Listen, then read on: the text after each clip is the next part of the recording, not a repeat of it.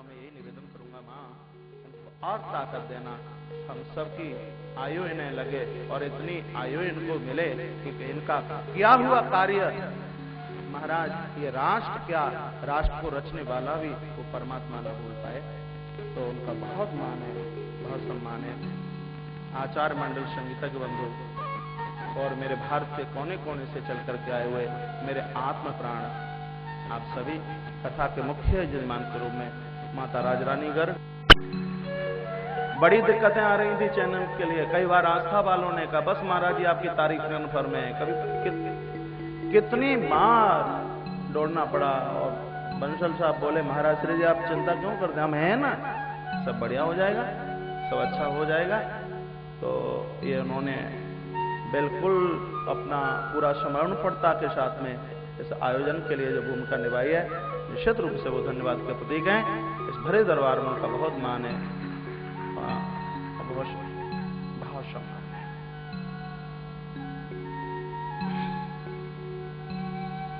मन तो करता है नाम लेकर के सबका आवाज, लेकिन मेरा स्मरण ही किसी नाम से बढ़कर गया। तो आइए किसी भी कार्य को आरंभ करने से पूर्व हमें समूचे देवी और देवताओं के आह्वान की आवश्यकता होती है, जिससे निर्विघ्न रूप से हमारा कार्य है वो संपादित हो गए। इस बृहद आयोजन में सबसे पहले मैं गणपति बप्पा गणपति मौर्य श्री गजानन जी महाराज का आह्वान करूंगा। हे मेरे प्रभु, आपके बिना तो कोई कार्य संभव ही नहीं हो सकता, आप चल करके आइए और इस विशाल स्थान पर आकर के विराजित हो जाइए। उसके तत्पश्चात मैं आह्वान करता हूं भगवान श्री बांके बिहारी जी महाराज का। प्रभु आप नहीं होते तो दुनिया नहीं होती, हे प्रभु आप नहीं होते तो कुछ भी नहीं होता। उस बृहद मंदिर में आप बैठे हैं, एक रूप से चल करके यहाँ आके बैठ जाइए। अनेक रूप रूपाय विष्णवे प्रभु विष्णवे, इस पूरे आयोजन के आयोजक आप हैं भगवान, आप चल करके आइए। मैं आपका आह्वान करता हूं, आप आके विराजित हो जाइए। तत्पश्चात आह्वान करता हूं मैं आह्लादनी शक्ति भगवती मातु राधा का। हे मां आप बात मत कीजिए, सुनिए, आप जीवन की धारा हैं, आपके बिना कुछ संभव है ही नहीं। मां एक रूप से चल करके आइए और आप आके विराजित हो जाइए। उसके तत्पश्चात आवाहन करता हूं मर्यादा पुरुषोत्तम भगवान श्री राघवेंद्र सरकार का, वो अपने समूचे परिवार के सहित चल करके आए। माता अन्नपूर्णा का बहुत बार बार आह्वान करता हूं। भगवान आशुतोष भगवान शिव का मैं बार बार आह्वान करता हूं। अपर्णा भव्या रुद्राणी शिवानी ऐसी शैलपुत्री महिषासुर मर्दनी माता भगवती का आह्वान करता हूं। हे मेरी मां आप चल कर आइए और आपके विराजित हो जाइए। 14 भुवनों का आह्वान करता हूं, अतल वितल सुतल तलातल रसातल पाताल जन तप मैर सत्य और धर्म लोक। 14 भुवनों का मैं आह्वान करता हूं, हर एक नदी का आह्वान करता हूं, हर तीर्थ का मैं आह्वान करता हूं और मैं 10 दिशाओं का आह्वान करता हूं। और इन सब देवी देवताओं के आह्वान के साथ में इस पांडाल परिसर में जितने भी आप सब बैठे हैं, ये कथा बिल्कुल आपके पुरखों के, आपके पूर्वजों के निमित्त है। उन समस्त उन समूचे पुरखे और उन पूर्वजों का मैं आह्वान करता हूं, वो सभी चल करके आए और यहाँ आकर के विराजित हो जाए। भगवान श्री वेदव्यास जी महाराज का आह्वान करता हूं, हे प्रभु आपके हम ऋणी हैं, करोड़ों करोड़ों जन्म धारण करके भी हम तुम्हारे ऋण से ऋण नहीं हो सकते। आप नहीं होते तो भागवत नहीं होती, और भागवत नहीं होती तो जगत का कल्याण नहीं होता। इसलिए हे प्रभु जगत के कल्याण के लिए इस धराधाम को आपने शोभायमान किया। ऐसे भगवान वेदव्यास को मैं बार बार आवाहित करता हूँ, प्रभु का आह्वान करता हूँ। आह्वान करता हूँ गुरु के रूप में, जो मेरे और आपके सबके गुरु हैं और उनकी कृपा सर्वस्व बरस रही है, ऐसे व्यास नंदन मेरे प्रभु अवधूत स्वामी, जिनके लिए जितने शब्द कहूं उतने कम हैं। विराट ज्ञान है जिनका ओजस्वी ज्ञान है, दिव्य समर्पण है, भक्ति ज्ञान और वैराग्य के जो एक संगठित रूप हैं, ऐसे भगवान सुखदेव स्वामी का मैं आह्वान करता हूं। इस व्यास गादी पर वो स्वयं चल करके आए और हमारे ऊपर आके कृपा का वर्षण करें। और उसके तत्पश्चात कविकुल चूड़ामणि गोस्वामी तुलसीदास जी महाराज का आह्वान करता हूं, वो आकर के विराजित हो जावे। और अर्जुन के लिए जिनकी प्रबोधिनी, जिनकी दिव्य, जिनकी सलिल ओजस्वी धारा ने जिस शब्द को मैं सदैव ब्रह्म का रूप देता हूं, और मैं उस कृष्ण का आवाहन करता हूं। जो कृष्ण कौन से हैं? जो महाभारत के केंद्र बिंदु पर खड़े होकर के महाराज, जिन्होंने अर्जुन की मलिनता को, अर्जुन की अज्ञानता को और अर्जुन के उस मोहता को जिन्होंने हरण किया, ऐसे गीता के भावी उपदेश को देने वाले भगवान श्री कृष्ण हैं। उनका मैं बहुत बार मैं उनका आह्वान करता हूं, मेरे प्रभु आप चल करके आइए। और उसके तत्पश्चात मैं सभी देवी देवताओं के आवाहन के साथ में, जहां तक मेरी आवाज जा रही है, जो आत्माएं परेशान हैं, जिनकी मुक्ति अभी तक नहीं हुई, उनको जहां जगह मिले वो अपने आत्म कल्याण के लिए वहीं विराजित हो जाएं। और सभी देवी देवताओं के आवाहन के साथ में मैं आवाहन करता हूं मातु सरस्वती का। हे मां भगवती, आप शब्द का कोश हैं, आप शब्द का भंडार हैं, आप शब्द का श्रृंगार हैं, आप शब्द का रूप हैं, आप शब्द का खजाना हैं, आप शब्द की निधि हैं, आप शब्द का वर्चस्व हैं। जो भी कुछ है वो आप शब्द का सब कुछ हैं। हे मां, आप चल करके आइए। आपके लिए कोई तखत ही नहीं है, आपके लिए कोई साधारण ये स्थान नहीं है। आपको मेरे ग्रीवा भाव, मेरे कंठ भाव पर आकर के विराजित होना है। हे मां सरस्वती, आप मेरे ग्रीवा भाव में चल करके आइए और आके विराजित हो जाइए। एक बार श्री धाम वृंदावन की माटी, माता कालिंदी के पावन तट और यहाँ के वो मनीषी जो आज शरीर से नहीं है लेकिन आत्मा से वो आज जगत का कल्याण कर रहे हैं। निश्चित रूप से ये कोई तपोवन रहा है, निश्चित रूप से ये कोई तपोभूमि रही है। हजारों साल पुरानी ये सामने आप श्यामकुटी परिसर देख रहे हैं, ये तपा हुआ स्थान है। इस स्थान को, पूरे इस क्षेत्र को श्यामकुटी के नाम से जाना जाता है। इस स्थान पर जितने भी श्री धाम वृंदावन की माटी पर जितने भी साधक, तपस्वी, मनीषी, ज्ञानी, गुणी जो भी इस स्थान को शरीर से छोड़ करके गए और आत्मीयता यहाँ के कड़कड़ में विराजित है, ऐसे में उन सभी परम पूज्य और हृदय वंदनीय ऐसे उन महापुरुषों का बार बार आह्वान करता हूँ, वो शब्दास के ऊपर कृपा करने के लिए इस बृहद व्यास गादी पर आकर के पधारे।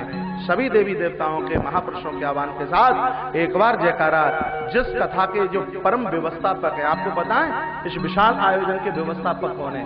श्री होरी हनुमान जी महाराज।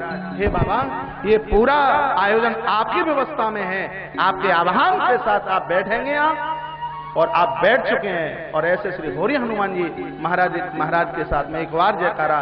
बोलिए श्री बांके बिहारी जी महाराज की, श्री होरी हनुमान जी महाराज की जय जय श्री राधे, जय जय श्री राधे, जय जय राधे। बड़ा अच्छा लग रहा है, बहुत बढ़िया लग रहा है ये कहने में कि हम यहाँ इकट्ठे क्यों हुए हैं। कुछ सुनने के लिए, कुछ कहने के लिए नहीं। ये तो आपकी मानता है, ऊंचे सिंहासन पर बैठा दिया है। बढ़िया निर्णय जीवन में वो दे सकता है जिसने बढ़िया सुना है। एक न्यायालय में बैठने वाला व्यक्ति बोलता नहीं है, आपको पता है? न्यायालय में न्याय करने वाला व्यक्ति वो बोलता नहीं है, पहले वो सुनता है, उसके ऊपर मनन करता है और उसके बाद में कुछ बोलता है। मैं निवेदन करना चाहूंगा, श्रीमद् भागवत वो शास्त्र है, श्रीमद् भागवत वो ग्रंथ है, श्रीमद् भागवत वो ज्ञान है, श्रीमद् भागवत वो समर्पण है, श्रीमद् भागवत वो मुक्ति है, श्रीमद् भागवत वो आधार है जो ये कहती है कि पहले सुनिए और बाद में बोलिए, पहले मनन कीजिए और उसके बाद में बोलिए। दुनिया में वो कभी घाटा नहीं खा सकते, उनका कभी बुरा नहीं हो सकता, दुनिया में उनका कभी अपमान नहीं हो सकता जो चिंतन करके बोलने की कोशिश करता है। शब्द ब्रह्म है, शब्द कभी खत्म नहीं होता। शब्द के द्वारा दुनिया हमारी हो सकती है और शब्द के ही द्वारा हमारा भी पराया हो सकता है। एक चमत्कार शब्द का है जहां सर्वाभावेन अर्जुन कृष्ण के बन गए, और वो दुर्भाग्य उस शब्द का ही तो है। किसी द्रौपदी का एक वाक्य महाभारत का बीजारोपण कर देगा। तो श्रीमद् भागवत हमें उन शब्दों की बौछार से आत्म कल्याण की तरफ लेकर के चलती है। तो थोड़ा सा मैं इस पुराण का परिचय करा दूं। भागवत का परिचय कराना तो किसी सूर को दिया दिखाना है। भागा और वा और ता, चार शब्दों से संपूर्ण भागवत श्री सम्मान सूचक है। श्री तीन प्रकार की होती है, श्री तीन प्रकार के, श्री का अर्थ है संपत्ति, तीन प्रकार के, एक है लक्ष्मी, एक है कुलक्ष्मी और एक है भाग्यलक्ष्मी। तो ये जो श्री है वो भाग्य लक्ष्मी है। जो ये श्री है साक्षात भगवती राधा है, मां भगवती से इसको अलंकृत किया गया। और उसके बाद में 4 शब्द में भा, गा, वा और ता। वा, भा, भक्ति। भक्ति क्या है भागवत बता दिया, जिसमें 4 सूत्र भरे पड़े हैं। भक्ति है गुरु का अंग, ध्यान से सुनिए, गुरु का अंग, नाम का रंग, अच्छा संग और मिलने की उमंग, जिसमें 4 सूत्र हैं वो भा है। श्रीमद् भागवत आरंभ कहां से, सुनिए कहां से है। भक्ति के 4 सूत्रों को साथ में लेकर चलिए। गुरु का अंग, महापुरुषों की सानिध्यता में जीवन का निर्माण कीजिए। क्योंकि साधु तो होए न कारज हानि, साधन हो तो जगत में जर जातो संसार। इस दुनिया में आग कब की लग गई होती यदि इस जगत में महापुरुष नहीं होते तो। महापुरुषों ने बड़ी कृपा की है। यदि आप समझ सकें तो समझना, लिख सकें तो लिखना। ईश्वर भी चाहे तो उसका कुछ ना बिगाड़ पाए, जिसके ऊपर वरद हस्त महापुरुषों का है, संतों का है। भगवान चाहे तो ना उसका कुछ बिगाड़ पाए, जिसके ऊपर हाथ महापुरुषों का है, संतों का है। मैं आपसे ही पूछने वाला हूं, आप बताइए हनुमान जी लंका क्यों गए? विचार कीजिए। और कथाओं में मैंने कई बार निवेदन किया होगा, हनुमान जी, श्री हनुमान जी लंका जाते हैं तो जानकी की खोज के लिए नहीं। राम जी हनुमान जी को लंका क्यों भेज रहे हैं? सीता की खोज के लिए नहीं। माता जानकी के बारे में तो मेरे राम जी को जटायु ने पहले ही बता दिया है। यदि हनुमान जी को लंका भेजा जा रहा है तो उसका कारण एक ही है। भगवान राम समझते हैं इस बात को कि रावण के ऊपर एक हाथ संत का है, विभीषण का, और जब तक विभीषण का हाथ उस रावण के ऊपर रहेगा तब तक तो मैं उसका कुछ बिगाड़ नहीं सकता। इसलिए हनुमान जी को इशारा किया, बजरंगी आप लंका जाइए, आप भी संत और विभीषण भी संत हैं, दोनों एक ही स्टाफ वाले हो, जरा इतनी तो कृपा कीजिए, पहले साधु विभीषण को लंका से अलग कीजिए। जब लंका के ऊपर से एक संत का हाथ अलग हो जाएगा, कृपा हट जाएगी, तो उस निशाचर रावण को नीचे गिराने में मुझे कोई तकलीफ नहीं होगी। तालियां आपकी सूखी बज रही हैं, जोर नहीं है, ओज नहीं है, तेज नहीं है, प्रभाव नहीं है।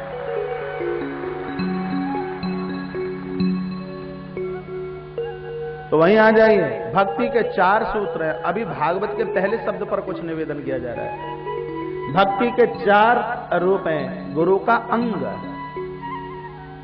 दूसरा है नाम का रंग। संतों से ज्यादा संतों के शब्दों के प्रभाव को समझिए, संतों से ज्यादा संतों की बात को मानिए।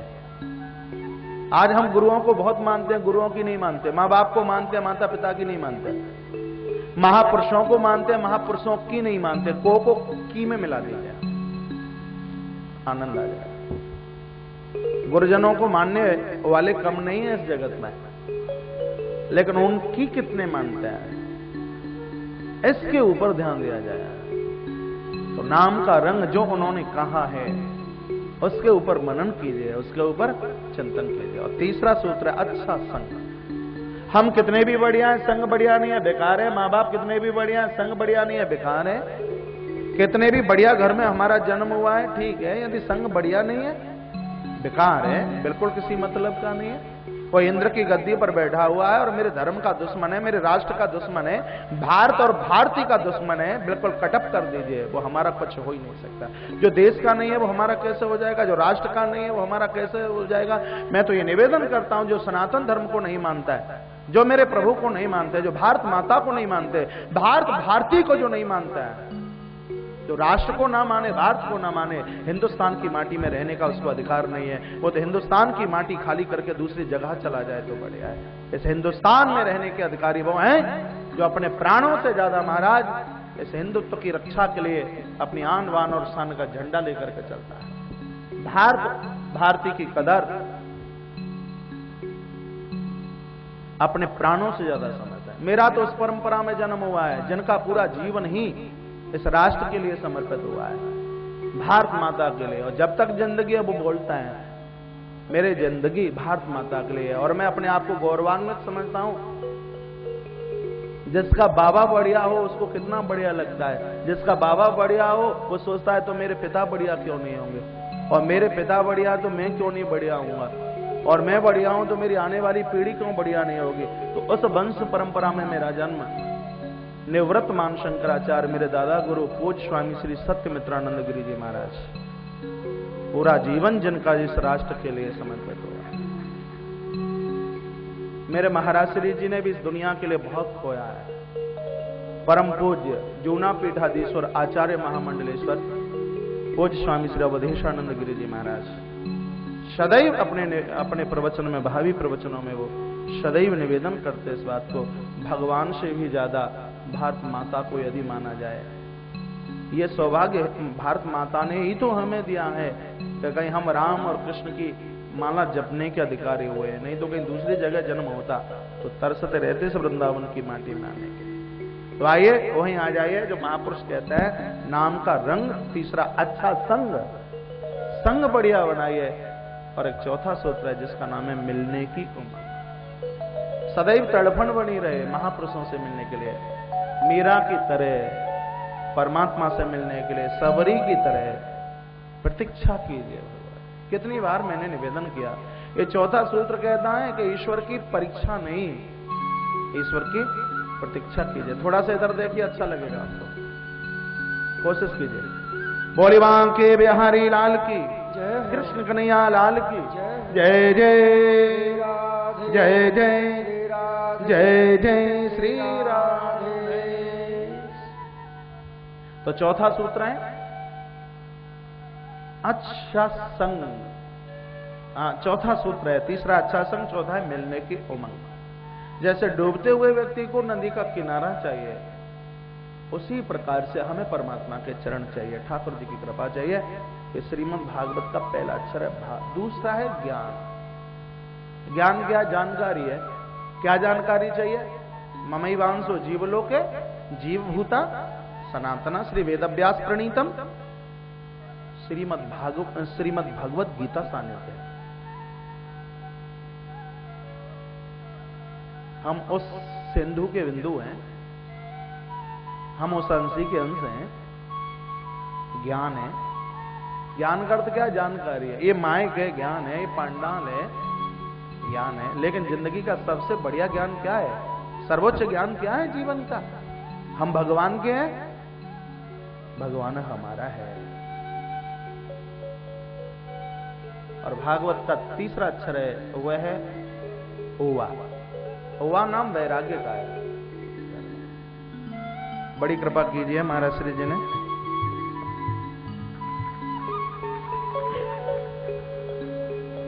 बोली बांके बिहारी लाल की, कृष्ण कन्हैया लाल की जय जय, जय जय, जय जय।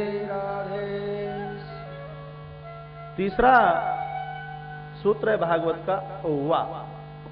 ओवा का अर्थ है वैराग्य। वैरागी बनकर के जीवन का निर्माण करें। जीवन में दो चीजों को कभी भी मत भूलना। दुखी वो हैं जिनके पास दो नहीं है।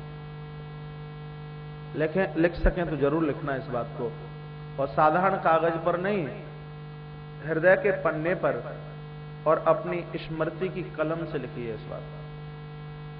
दो चीज भूलनी नहीं है जीवन में, एक है वैराग्य और दूसरी है शांति। दुनिया में वो ही रोते हैं जिनके पास में दो चीजें नहीं है, उनको रोना पड़ेगा। आप तो हैं क्या, हम तो हैं क्या, ईश्वर को रोना पड़ेगा यदि ये दो नहीं है तो। वैराग्य और शांति। पैसा बहुत है, फैक्ट्री खूब चल रही है, बहुत कुछ है आपके पास में, और फिर भी आंख में आंसू हैं, आप रो रहे हैं।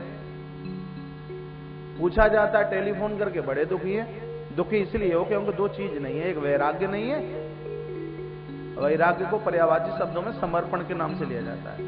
एक वैराग्य नहीं है और दूसरी शांति नहीं है। प्रमाण रामायण का ले लीजिए।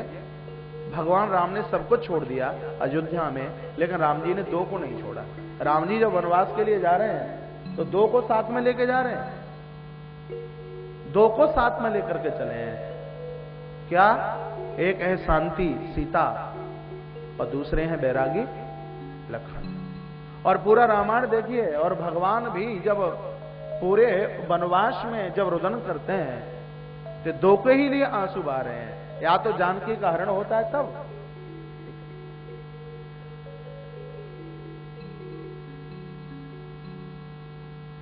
या तो जानकी का हरण होता है तब, और या फिर लखन की छाती में मेघनाद के बाण का आघात होता है तब। सीता का हरण हो रहा है, राम रो रहे हैं। ये दुनिया को ये नहीं बता रहे कि मैं स्त्री के लिए रो रहा हूं, पत्नी के लिए रो रहा हूं। वो जगत को ये बता रहे हैं, भैया शांति के बिना मेरी भी आंख में आंसू हैं, शांति को बरकरार रखिए, एक वैराग्य के साथ में जीवन का निर्माण कीजिए। राम कहते हैं मैं रावण को नहीं जीत सकता, और ये बिल्कुल सही बात है। जब तक वैराग्य नहीं होगा, रावण मोह है, आप मोह को जीत ही नहीं सकते। मोह कमर तोड़ देगा, इस काम का नहीं छोड़ेगा। मोह के ऊपर हावी होने के लिए, मोह के ऊपर विजय का डंका बजाने के लिए हमें वैराग्य की आवश्यकता है। आइए, चौथा शब्द है भागवत का ता। ता का अर्थ है आत्म तत्व। श्रीमद् भागवत में आत्म तत्व ही तो भरा पड़ा है। उद्धव और कृष्ण का संवाद क्या है? आत्म तत्व है।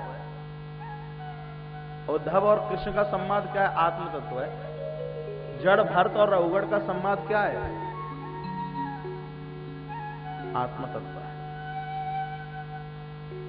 देवहूति माता और भगवान कपिल का संवाद क्या है? आत्म तत्व है। तो ये बात ध्यान में रहे कि भागवत किसे कहते हैं, भागवत का परिचय क्या है, जिसमें भक्ति, ज्ञान, वैराग्य और आत्म तत्व का विवेचन है, वो भागवत है। 18,000 श्लोकों से शोभा प्राप्त कर रही है ये भागवत। 18,000 श्लोक, 12 स्कंद हैं, और दुनिया जानती है 335 अध्याय हैं। एक एक शब्द इस जीव को ईश्वर से मिलाने का कार्य करता है। महात्म्य का गायन किया गया है। 2 प्रकार का महात्म्य भागवत में, एक पद्म पुराण से लिया गया है और दूसरा स्कंद पुराण से लिया गया है। पद्म पुराण के महात्म्य में तो गोकर्ण जी महाराज ने धुंधुकारी की कथा सुनाई है, और स्कंद पुराण के महात्म्य में सबसे पहले यदि किसी ने किसी को कथा सुनाई तो वो कोई और ही है। शायद आपके क्षेत्रों में मैंने इस बात का निवेदन किया होगा। आप बता सकते हैं कि सबसे पहले ये कथा किसने किसको सुनाई है? सबसे पहले इस मृत्यु भूमि में ये कथा किसने किसको सुनाई? प्राय देखा जाए तो लोग बता देते हैं कि सुखदेव जी महाराज राजा परीक्षित को कथा सुखताल की माटी में सुनाते हैं। वो कथा बहुत बाद में हुई है। स्कंद पुराण के अंतर्गत सबसे पहले श्रीधाम वृंदावन की माटी में ये कथा अनिरुद्ध के पुत्र, जिनका नाम श्री वज्रनाभ जी महाराज, श्री वज्रनाभ जी को श्री उद्धव जी महाराज ने सबसे पहले इसी श्रीधाम वृंदावन की माटी में इस कथा का गायन किया। तो ये वृंदावन की माटी तो भागवत की जनता है। आप दुनिया घूम करके आ जाना, यहां का एक छोटा सा बालक भी जितनी बढ़िया कथा सुना दे वृंदावन का, वो बाहर के पढ़े लिखे नहीं सुना पाते। क्योंकि यहां इनको पता है कि कृष्ण ने मटकी कहां फोड़ी, यहां इनको पता है कि कालिए का मर्दन कहां किया, यहां इनको पता है कि मिट्टी कहां खाई। यहां तो बिल्कुल सब कुछ है, वो बिल्कुल प्रैक्टिकल के रूप में है। श्रीमद् भागवत की जनता है ये माटी, श्री वृंदावन। और कितनी बार इस बात के लिए मैंने निवेदन किया कि और माटियों पर 1 करोड़ कथा सुनना, 1 करोड़। और इस श्रीधाम वृंदावन की माटी में एक कथा नहीं, एक श्लोक में तो 32 अक्षर हैं। 4 चरणों में 32 अक्षर हैं। मैं तो एक अक्षर की बात कर रहा हूं। यदि इस वृंदावन की माटी में यदि एक अक्षर का भी इन कर्ण रंध्रों से श्रवण किया है तो 1 करोड़ कथाओं से बढ़कर के, 1 करोड़ कथाओं से बढ़कर। ये मुझे बहुत बढ़िया लग रहा है, ये मुझे बहुत अच्छा लग रहा है। मैं पूरे वर्ष सेठों की कितनी कथाएं करता रहता हूं, कितने बड़े बड़े शहरों में मैं पूरे वर्ष भर तक कथाएं करता रहता हूं, लेकिन मुझे अंदर से बहुत गुदगुदी है कि श्री बिहारी जी के चरणों में और माता यमुना के पावन तट पर और महापुरुषों के बीच में और 1108 ब्राह्मणों की सानिध्यता में हम इस श्रीमद् भागवत की कथा का आनंद लेंगे। ऐसे बढ़कर और हमारे लिए और ज्यादा बढ़िया कोई बात नहीं हो सकती।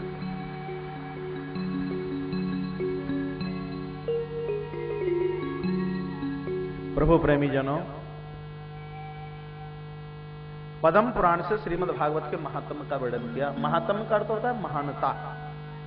महानता, जब तक किसी की महानता का हमें पता नहीं होता तब तक उसके चरणों में हम झुकते नहीं हैं, तब तक हमारी श्रद्धा नहीं टिकती, जब तक उसके महत्व और उसकी महात्म्यता का पता नहीं लगता। तो श्रीमद् भागवत का महात्म्य जरूर सुनना चाहिए। वो लोग बड़े बड़भागी हैं जो आर के क्षणों में इस पांडाल परिसर में बैठे हुए हैं। तो कथा का पहला दिन नंद महोत्सव और सुदामा चरित्र और परीक्षित का मोक्ष, ये तो अपने आप में बड़ी विशेषता की बात है। भागवत सुनने में तो मन तब लगेगा जब उसके महिमा का पता लग जाएगा। तो 6 अध्यायों से इस पुराण के महात्म्य का वर्णन किया है।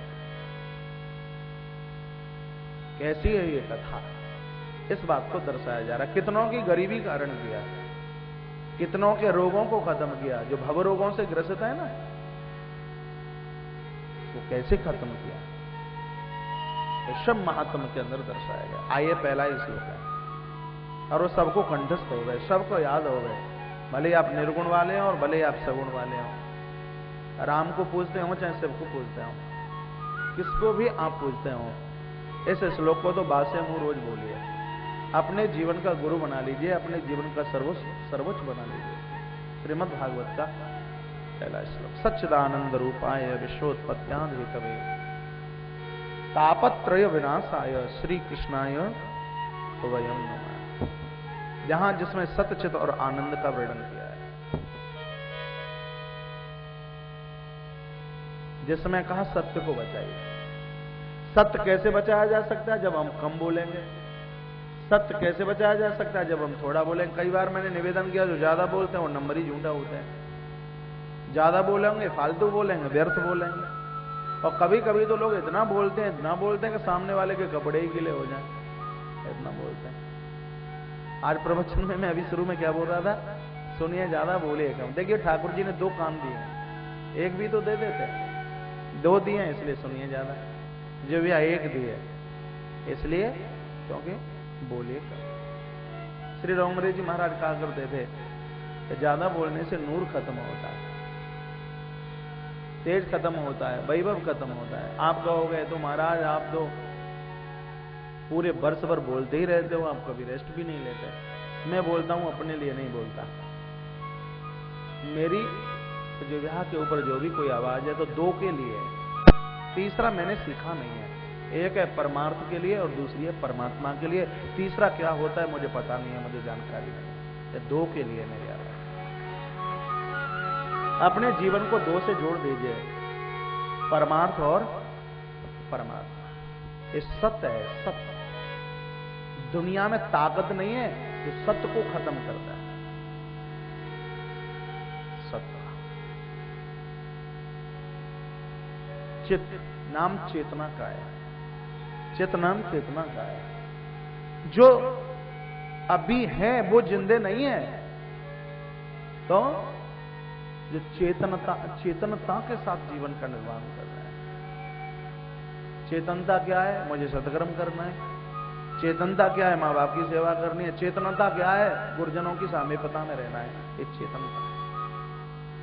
तीसरा सूत्र है आनंद, कभी समाप्त नहीं होता, दुनिया से परे है आनंद। हम आज बाजारू चीजों में आनंद को खोज रहे हैं। आनंद कहीं किसी दुकान पर मिलने वाला नहीं है। आनंद कोई बाजारू वस्तु नहीं है। आनंद संसार के उपभोग और आनंद संसार के उन सुखों में नहीं है। कितनी बार मैंने निवेदन किया होगा कि कोयले के डिब्बों पर कभी चीनी का भाव नहीं किया जा सकता, तो संसार के गलियारों में भी इस अनमोल आनंद की बात नहीं कही जा सकती, जिसको प्राप्त करने के बाद में जो लोग अपने जीवन में चैतन्य महाप्रभु बन जाते हैं, जिसको प्राप्त करने के बाद में लोगों का रूप गुरु नानक देव की तरह होता है, जिसको प्राप्त करने के तत्पश्चात तो वो परेदास की तरह है, रसखान रहीम की तरह है, वो तो बिल्कुल महावीर स्वामी की तरह है। वो कितने नाम मैं ऐसे बताऊं राजस्थान की मीरा की तरह है। वही तो आनंद है, मेरो तो गिरधर गोपाल दूसरो ना कोई। ये क्या है? ये आवाज आनंद की है, ये झलक आनंद की है, ये आनंद है। तो श्रीमद् भागवत की गदा सत्य चित और आनंद से ही शुरू होती है। ये तीन चाहिए। सत्य की तरफ जीवन का संचार होवे, चेतनता के साथ जीवन का निर्माण करें और जो मिले और उसमें हम संतुष्ट रहें। कभी कभी तो मैं बोल देता हूं कि परम संतुष्टि का नाम भी बड़ा आनंद है। साईं इतना दीजिए जामे कुटुंब समाए और मैं भी भूखा ना रहूं, साधुन भूखा। ब्राह्मण देवताओं से मेरा निवेदन है, थोड़ा बहुत पाठ भी चलता रहे तो भी अच्छा लगेगा, बहुत अच्छा लगेगा। चित्त लगाइए पाठ में और कान लगा लीजिए इधर। बोले बांके बिहारी लाल की, कृष्ण कन्हैया लाल की जय जय जय जय श्री राधे जय जय श्री राधे। जो सतचित और आनंद के स्वरूप हैं, ब्रह्मा बनकर के सृष्टि का पालन, ब्रह्मा बनकर सृष्टि का सृजन, विष्णु बनकर पालन और शिव बनकर के सृष्टि का उद्धार करता है। जिनके चरणों में त्रिविध ताप नहीं कभी रहता। अकेले नहीं, भगवती राधा के साथ जो शक्तिवान है, शक्ति के साथ सुशोभित हो रहे हैं। श्री कृष्णाय वयम। माइक चलेगा ऐसे उन